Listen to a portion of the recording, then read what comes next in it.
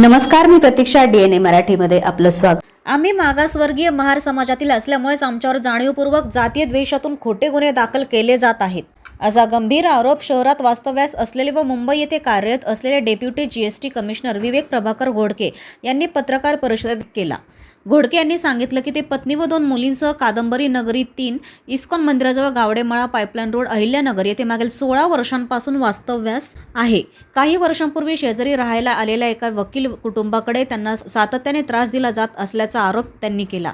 महानगरपालिकेची विधिवत परवानगी घेऊन घराचे बांधकाम सुरू केले असताना शेजारी राहत असलेल्या वकिलाने अडथळे निर्माण केले. कामगारांना शिवीगाळ व मारहाण करण्यात आली. आम्ही बंगला बांधत आहोत, 4 चाकी गाडी आहे, त्यामुळे त्यांना आमचा विटाळ होतो, असं वर्तन त्यांच्याकडून होत असल्याचा आरोप घोडके यांनी 14 फेब्रुवारीला घेतलेल्या पत्रकार परिषदेत केलाय.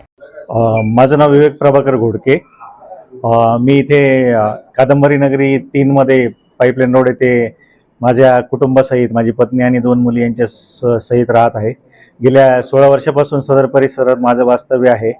गेल्या 1.5 ते 2 वर्षापूर्वी माझ्या शेजारचं घर एक गोरक्षनाथ विक्रम तांदळे या व्यक्तीने आणि त्याची पत्नी वृषाली गोरक्षनाथ तांदळे यांनी विकत घेतलं आहे.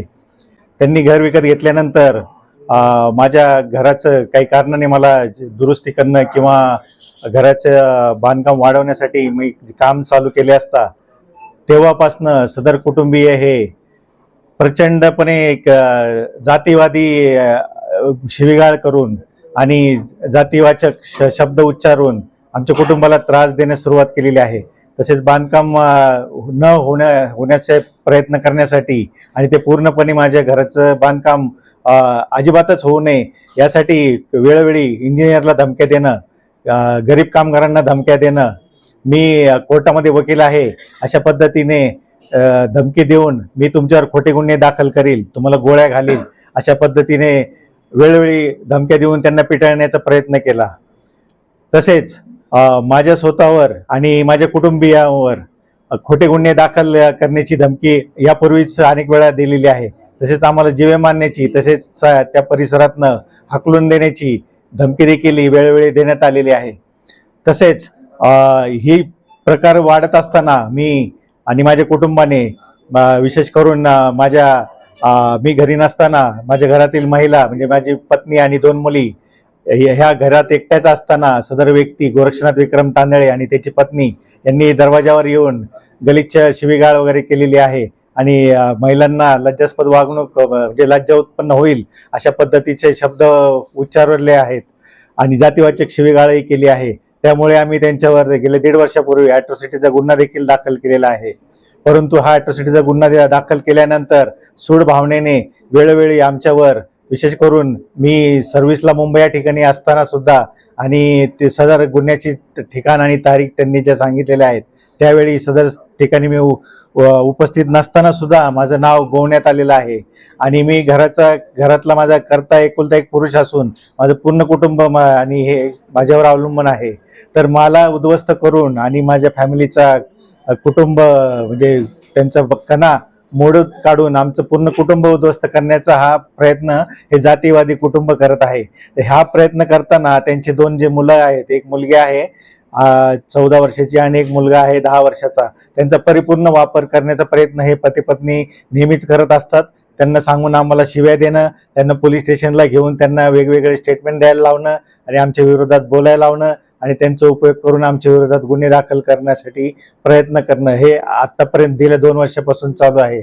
तरी मी पोलीस प्रशासन आणि आपलं पत्रकार बांधवांना विनंती करतो की यापुढे हे असं जर होत राहिलं तर माझं कुटुंब पूर्णपणे उद्ध्वस्त होऊन जाईल.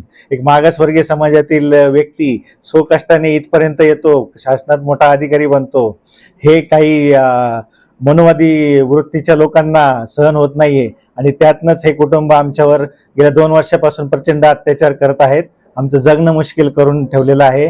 नगरमध्ये एवढे वर्ष राहत असताना माझं कधी कोणाशी भांडण नव्हतं, माझ्या पूर्ण कुटुंबाचं कधी कोणाशी भांडण तंटा कधीच नसताना गेल्या 1.5 वर्षापासून हे कुटुंब जातीय सूड भावनेतनं आम्हाला संपवण्याचा प्रयत्न करण्याच्या दृष्टीनं प्रयत्नशील आहे. तरी मी आपणास विनंती करतो की आपण सर्वांनी माझं ही समस्या योग्य त्या स्तरावर मांडून मला न्याय मिळवून देण्यासाठी प्रयत्न करावा. विवेक प्रभाकर घोडके हे पाईपलाईन रोड या ठिकाणी राहतात। एक मागासवर्गीय असल्याने त्यांच्यावर काही जातीवादी वृत्तीच्या लोकांकडून अनेकदा मारहाण करण्याचा प्रयत्न, खोटे गुन्हे दाखल करण्याचा प्रयत्न झालेला आहे। त्यांच्यावर 307 सारखा खोटा गुन्हा दाखल झाला, त्याचा मी निषेध करतो। ते स्वतः या ठिकाणी उपस्थित नव्हते, ज्या दिवशी गुन्हा दाखल झाला ते मुंबईला होते, तर देखील गुन्हा दाखल होतो। पोलीस प्रशासनाला मी तुमच्या माध्यमातून जाहीर विनंती करतो आणि इशाराही देतो, जर पुढील काळामध्ये घोडके कुटुंबावर कोणती शहानिशा न करता, कुठली चौकशी न करता जर गुन्हा दाखल झाला तर रिपब्लिकन पार्टी ऑफ इंडिया पक्षाच्या माध्यमातून नगर शहरामध्ये, जिल्ह्यामध्ये तीव्र स्वरूपाचे आंदोलन छेडण्यात येईल।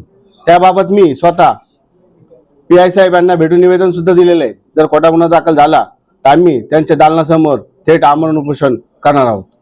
जय भीम।